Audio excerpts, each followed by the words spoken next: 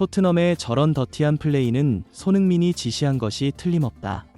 이번 시즌 우리가 만난 그 어떤 팀보다 손흥민의 토트넘은 믿을 수 없을 정도로 더티한 플레이를 일삼았다. 아스톤 빌라의 한 팬이 올린 게시글이 영국 현지 축구 팬들 사이에 논란이 되고 있습니다. 이 게시글을 접한 일부 팬들은 빌라가 토트넘에게 저런 말을 할 수 있는 상황이냐, 고 일침을 가하면서 벤탄쿠르 사건을 벌써 잊어버렸나, 염치 없는 것들 이라고 맹비난을 퍼부었습니다. 몇몇 전문가들은 전체적인 경기 플레이는 코칭 스태프가 짜지만 저런 소소한 플레이들은 경기를 뛰는 선수들끼리 상의를 하는 경우가 많은데, 경기 내내 아스톤 빌라를 향해 일관된 플레이를 펼친 것은 캡틴 손흥민이 이것을 지휘했을 가능성이 높다고 말하며, 모두가 놀치고 있지만 이것이 숨겨진 대승의 원동력이라고 말해 많은 팬들의 궁금증을 자아냈습니다. 토트넘 호스퍼는 11월 3일 오후 11시 영국 런던 토트넘 호스퍼 스타디움에서 열린 아스톤 빌라와의 2024-2025 잉글랜드 프리미어리그 10라운드 경기에서 4대1로 대승을 거두며 상위권 도약의 발판을 마련했습니다. 이날 경기에 대해 영국 현지에서는 도깨비 같은 토트넘의 경기력을 어떻게 평가해야 할지 모르겠다는 분석까지 대두될 정도로 리그 꼴찌팀인 크리스탈 팰리스와의 전과는 완전히 다른 경기력을 보여 영국 축구계를 혼란에 빠뜨리고 있습니다. 그도 그럴 것이, 아스톤 빌라는 토트넘과 경기를 하기 전에는 리그 5위, 토트넘은 리그 10위였기 때문에 경기력 면에서는 아스톤 빌라가 앞선다고 평가하는 것이 전혀 이상하지 않았기 때문입니다. 게다가 토트넘은 손흥민이 이 경기에서 부상해서 복귀를 할지 안 할지도 명확하지 않아, 만약 손흥민이 나서지 않는다면 아스톤 빌라의 질식 수비를 뚫을 수 있는 선수가 토트넘에 없다는 것이 전문가들의 지적이었습니다. 아스톤 빌라는 EPL에서도 아주 거친 축구를 하는 것으로 정평이 나 있어 크리스탈 팰리스전에서 너무 얌전하게 플레이를 했다는 지적을 받는 토트넘이 과연 이런 거친 축구를 하는 아스톤 빌라의 압박을 이겨낼 수 있을 것인지 일부 전문가들은 고개를 갸웃하고 있었던 것이 사실입니다. 일부 전문가들의 이런 염려가 근거가 있는 이유는 지난 시즌 아스톤 빌라와의 경기에서 상대 오른쪽 풀백 매트 캐시가 6개월 만에 부상해서 복귀해 단 3경기를 치른 벤탄쿠르를 담가버리는 만행에 가까운 파울을 범해 벤탄쿠르를 또다시 3개월 아웃시켜버려 이 광경을 지켜본 65.0000 토트넘 홈팬들의 분노를 촉발했습니다. 벤탄쿠르가 실려나간 뒤 매트 캐시가 공을 잡을 때마다 터져나오는 그 당시 홈팬들의 야유는 토트넘 팬들이 아스톤 빌라의 거친 축구에 엄청난 분노를 뿜어내고 있다는 것을 여실히 증명했는데, 이 경기에서 토트넘은 결국 1대2로 졌습니다. 이 당시 영국 현지 축구계의 전반적인 분석은 벤탄쿠르가 실려나가면서 중앙에서 적극적으로 수비를 할 선수가 부족해 밀리기 시작했고, 공을 끊어내고 전방에 있는 손흥민에게 공이 연결되지 않는 악순환 때문에 토트넘이 손흥민을 위주로 펼쳐지는 공격 자체를 해보지도 못하고 결국 지고 말았다는 것이 중론이었습니다.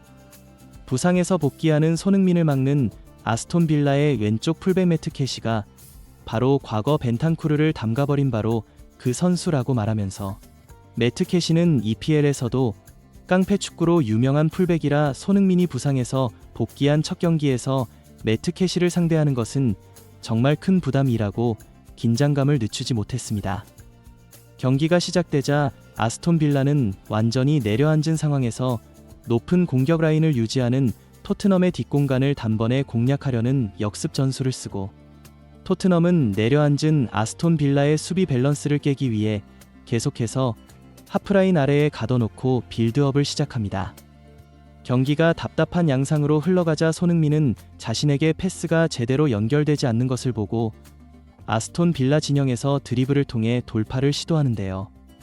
손흥민이 돌파를 하고 뚫어낼 때마다 아스톤 빌라 선수들은 실력으로 막을 수 없는 손흥민의 드리블 돌파를 막느라 손흥민에게 파울을 하면서 전진하지 못하도록 더티한 플레이를 또다시 꺼내듭니다.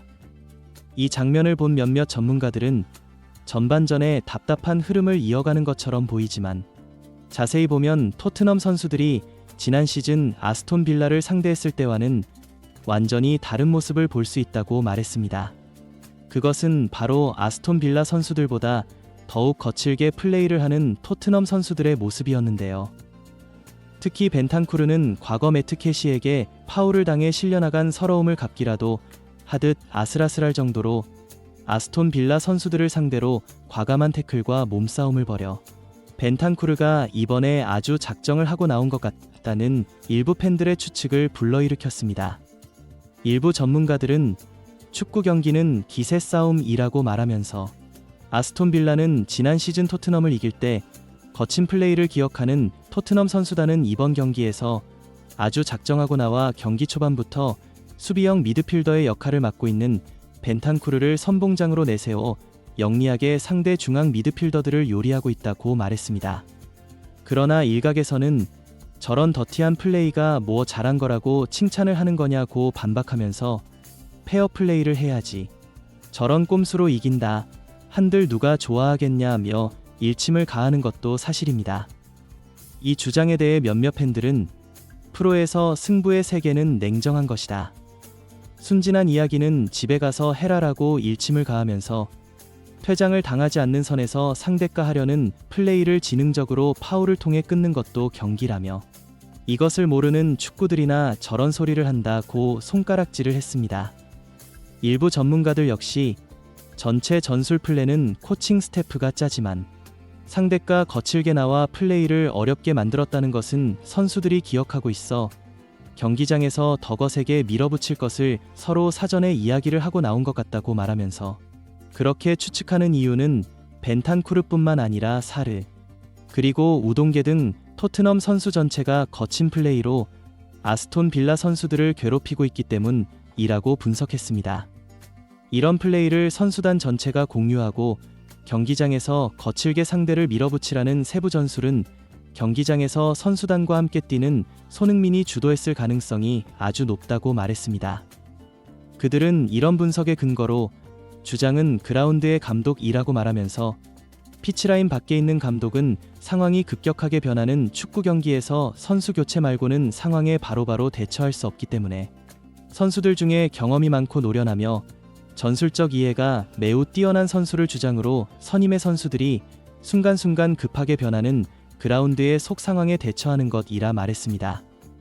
그래서 손흥민이 아스톤 빌라를 거칠게 밀어붙이도록 경기장에서 선수들에게 지시했을 가능성이 거의 99.99%라고 말했습니다. 전반전을 비록 0대1로 끌려가는 상황이었지만 후반전이 되자 이런 거친 플레이가 아스톤 빌라 선수들에게 엄청난 피로감을 주기 시작했고 손흥민의 후반 5분 만에 터진 동점골이 모든 상황을 바꿔놓았습니다.